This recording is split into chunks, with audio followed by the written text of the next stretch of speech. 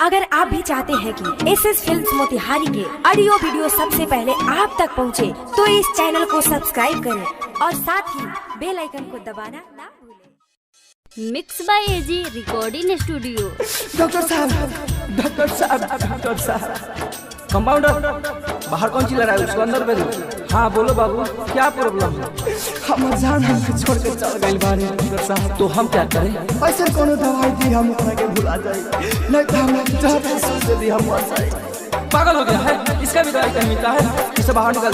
तोहर जितना पैसा होखे डॉक्टर देहब बतला दो, देहब बतला दो ओकर चेहरा भुला सुइया लगा दो, सुइया लगा दो। हमारा दिल में केहू बसल बा, दिल से भगा दो, दिल से भगा दो ओकर चेहरा भुला सुइया लगा दो, सुइया लगा दो। डॉक्टर साहब जाता है कि नहीं बाहर? प्लीज डॉक्टर साहब प्लीज, हम जान हम छोड़ के चल गए। आज तक तुम्हारे जैसे मरीज कभी नहीं देखा। अरे डॉक्टर साहब क्या करूं मैं?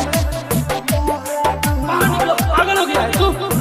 नहीं डॉक्टर साहब, हमारा दिल दुख रहा है डॉक्टर साहब। क्या तू सच में पागल हो गया?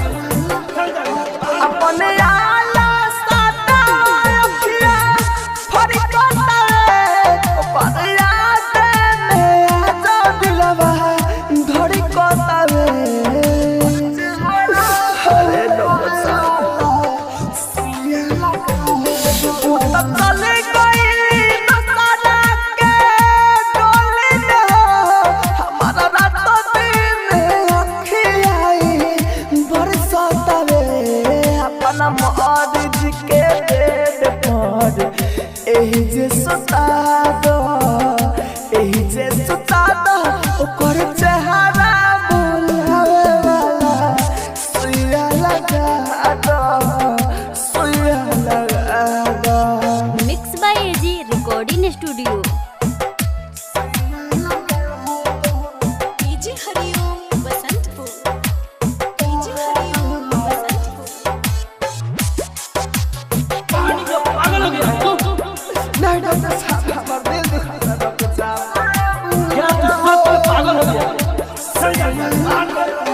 अब ना घुटा घुटी के हम जिए पानी बहा, प्यार ना सफल भइल है गुनगुनाई बेहो।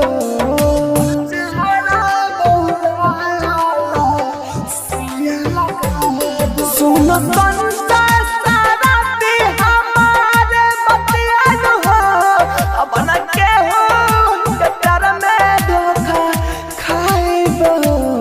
लब से राहुल राजा धनी के मुक्ति करा दो, मुक्ति करा दो ओकर चेहरा भुलावे वाला सुइया लगा दो, सुइया लगा दो। Mix by AG recording studio, Roshanpur Sapaha.